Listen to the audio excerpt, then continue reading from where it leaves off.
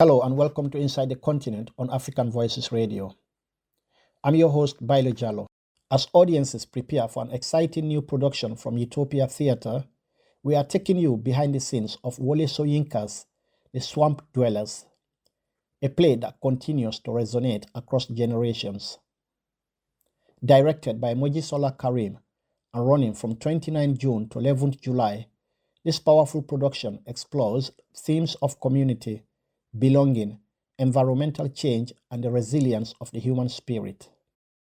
As media partners supporting the production, African Voices platform is bringing you exclusive conversations with the talented individuals helping to bring this story to life.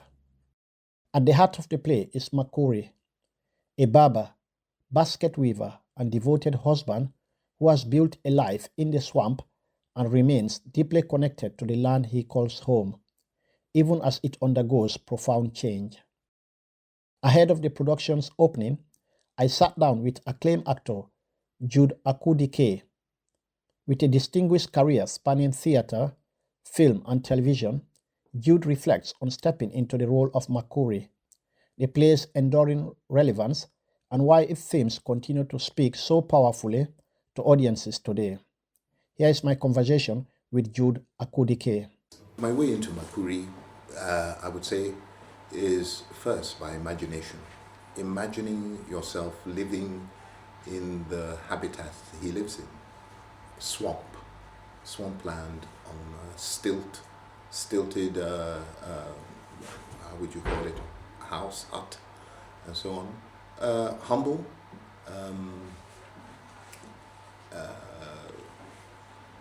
also trying to imagine what it is to live in a river that is prone to geography. What happens when a river swells? We have a rainy season, and this play is exactly where it is set, and the land is being it's being drowned, rather, with very little land for cultivation, apart from what is reclaimed,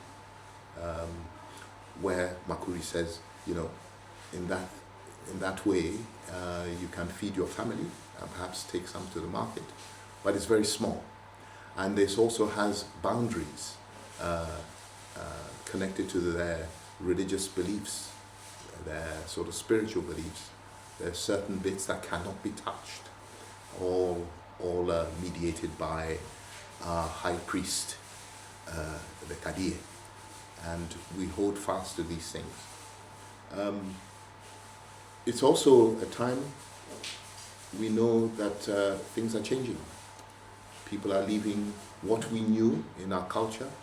You would expect your offspring to take over and have the same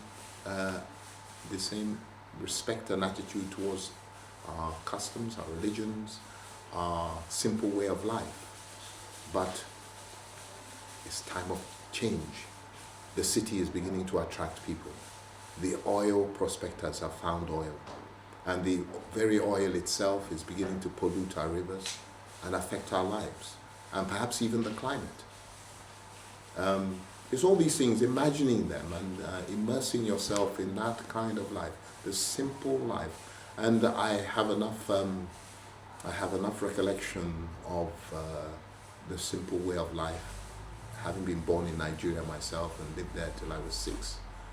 I know what that sort of life is. And well, as everywhere, we have seen it change. Definitely. Yeah.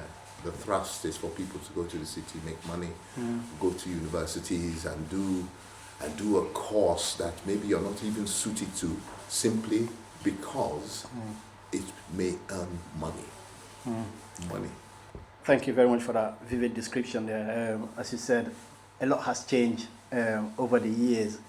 But in terms of this play, we know that your role, or Makuri, he is a barber as well. Yes. A basket weaver. He's a family man or a husband. Yes. A man who has built a life from very little. So what do you respect about him? I respect about that simplicity, that connection with the land, that connection with his customs, and that his will to work. It can be often undervalued. The sense of contentment it gives you to work with what you have and be content with what you have. Some people may see that as backward. There's no vision, no ambition, and so on. But there is a lot to be gained from that way of life. It makes for a kind of clarity about how you live your life and what is important in your life, the people around you and the surroundings around you. And that we need very much in our current world. And it's often happening. And Makuri and Alu, or his wife, fight constantly, but he works hard to make her laugh. And there is that wedding night story he coaxes out of her. And also, what does that scene tell you about who Makuri really is? I think it tells you something about a love that they have. Makuri dearly loves his wife, although they are different in temperament. He wants to make her remember the happiness, because besetting her now is a lot of worry about her two sons, her twins, and so on, and a kind of fear that has made her unable to sort of venture out in the same way as she did with bravery in the earlier years. She would go out to the swamps. The swamps were her natural environment, and day or night she could go there. But now there seems to be a kind of dread and fear, and I think that story is trying to make her remember and perhaps have courage and perhaps allay some of the worries she has. Because he explicitly asked her, remember, you used to go out there day or night and even sleep in the middle of the swamp. And in fact, the very consummation of their marriage was in the riverbed, as advised by her, was it her mother or grandmother, or something like that. And it seems to be part of that custom. But now, all that seems to be ebbing away. And Makuri wants to keep it alive and keep that zest and, feeling of freedom. So speaking of the customs and traditions, when the beggar arrives in Makuri's home, he's the one who welcomed the beggar and led him in, or the blind man, if I should say. Is that faith, or is it something else? It's, there's a custom of hospitality in these communities. Obviously, there's a little bit of suspicion initially. Who are you? Someone sent you to me. What's going on? You have to evaluate, obviously, even with your customs of hospitality. But he brings him into the house, offers him shelter for the night, food for the continuation of his journey, and so on. In the custom of this community, you are obliged to aid, as he puts it, the afflicted of the gods. And as a blind man, he is one such. And so it is a kind of faith, yeah. But it's tempered also with a defense of that faith, because some things that the blind man, he steps too far in one direction, and Makuri erupts with quite some venom about where the boundaries are. You can't do this, you can't do that, and so on. So, yeah, it is his faith. It is his faith, I think, yeah. And how do you see that role during that conversation from when the beggar arrives, or the blind man, and youth thought, or in the play, he's considered to be a beggar, but he sees himself as not a beggar, as someone who is looking That's for very job. surprising. It's very surprising because it is completely contrary to how we frame things in this community. He has arrived there having gone on a long journey where he has indiscriminately accepted the aid of everybody, but now has begun to question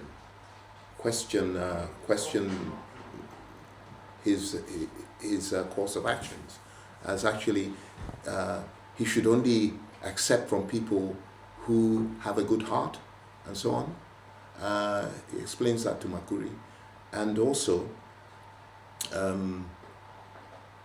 he is one that wants to work in his village back in the dry arid land of Bukanji. There seemed to be, at one point, suddenly the rains came and everything began to, and he worked very hard with his colleagues. They worked hard to till, and everything was growing, and then suddenly it was destroyed, which is what explains his journey to to somewhere wet. He follows the course of a river and comes to us. So he is a man who wants to work. He feels that he is not a useless human being. He needs to work, and he can help people, and he can help himself. So, Right. well, that's a novel idea for this community. Why don't you just receive?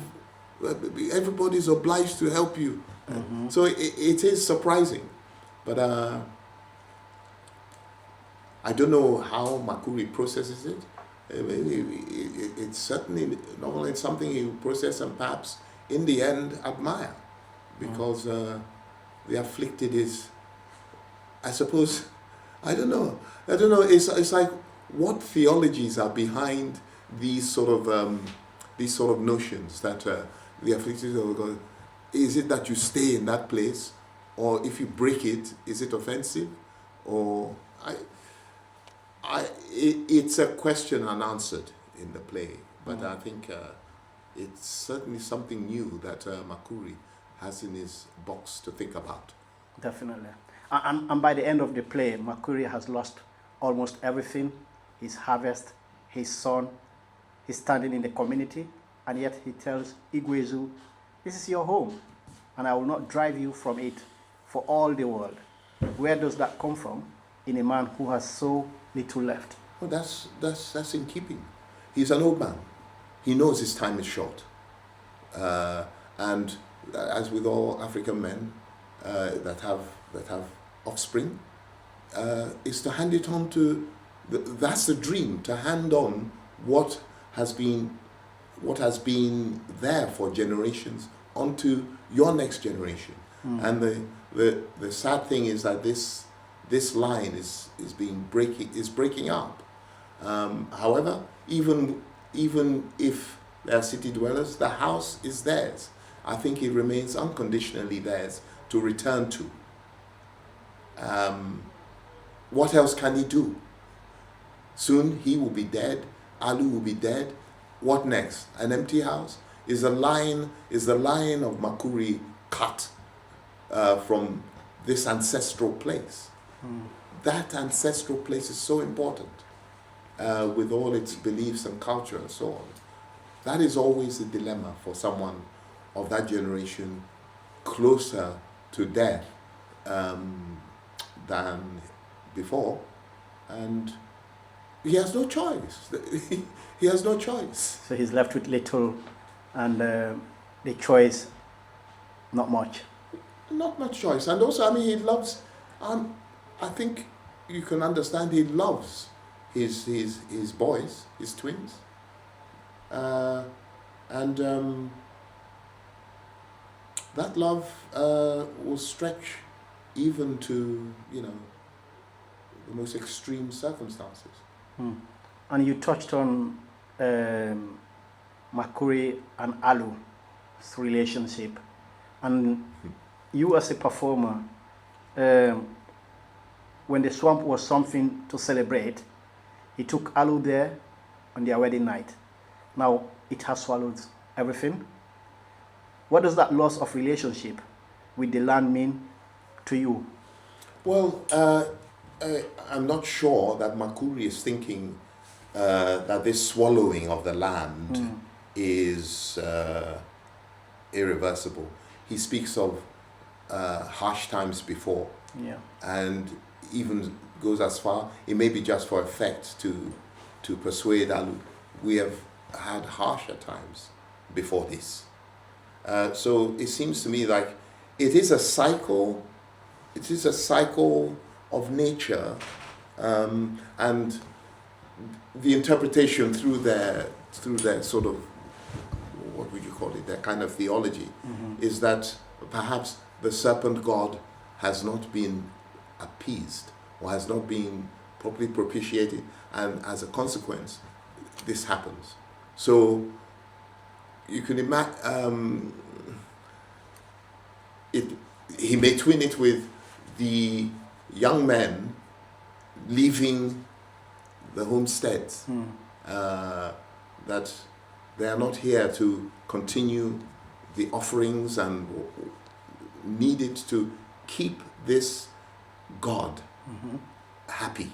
All right. And as a consequence, the land is swallowed up. However, I don't know whether his science goes as far as to think that these oil people are probably beginning to affect our river in that way, that it leads to these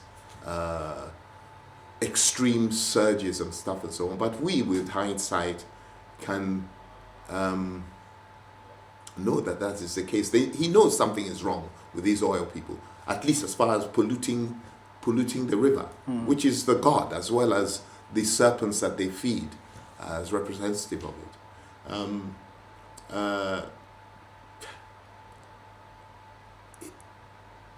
Of course, I mean, whenever you have this, you can come to a rationalization about it, and you always start from the point of where your beliefs are. Definitely. Yeah, but none of them are necessarily the answer.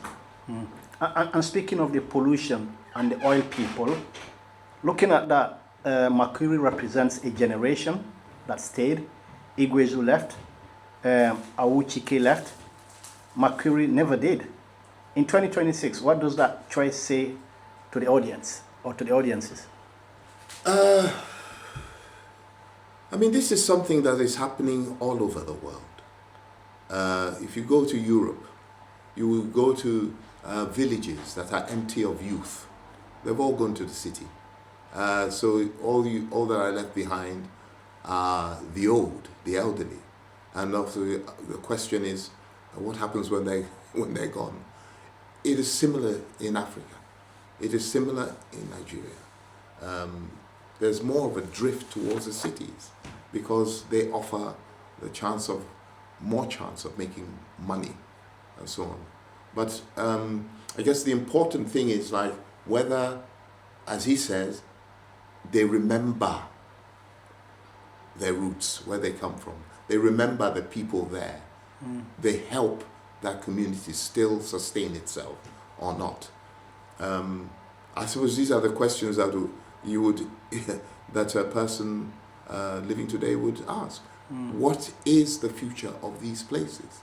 Will they eventually be swallowed up by cities or what? And if they do go, a big part of our African identity would have been transformed. And one has to also ask the pattern of cities that are being built. Are they of African character, or is this something that comes from abroad, some alien sort of forms of city that are there? And if that is the case, then you could begin to argue that African identity don't scatter. I like the word. African identity don't scatter. So now, finally, let's come back to you as a person or as a character.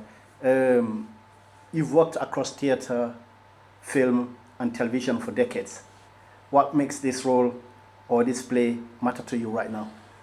Yeah, I think it's a very, it's almost a visionary play with little hints.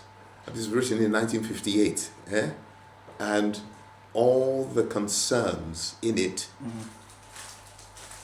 as someone who is looking ahead, all those concerns have come to fruition in our current time.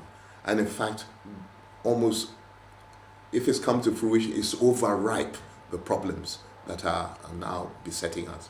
Climate change, the industries not caring a hoot about where and how they do their business in Africa, and so all these things are very much alive and need urgent attention.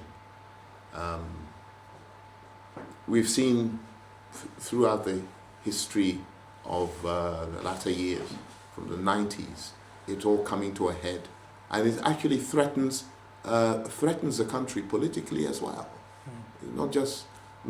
People's livelihoods are at such threat. People have been poisoned. Alien illnesses like cancer rising, and so on and so forth. It's all there. It's all there today. That was acclaimed actor Jude Akuwudike speaking with me about his role as Makuri in UTOPIA Theatre's production of The Swamp Dwellers, directed by Mojisola Kareem. Our thanks to Jude for sharing his insights into a character whose compassion, humor, and resilience sit at the heart of this remarkable story. As we have heard, the play explores timeless questions about community, identity, belonging, and our changing relationship with the environment. The production runs from 29 June to 11 July at Utopia Creative Hub, Sheffield, offering audiences an opportunity to experience a powerful work that remains as relevant today as ever. African Voices platform is proud to support the production as a media partner, helping to bring these important conversations and stories to wider audiences. You've been listening to Inside the Continent on African Voices Radio. I'm Bailo Jallo.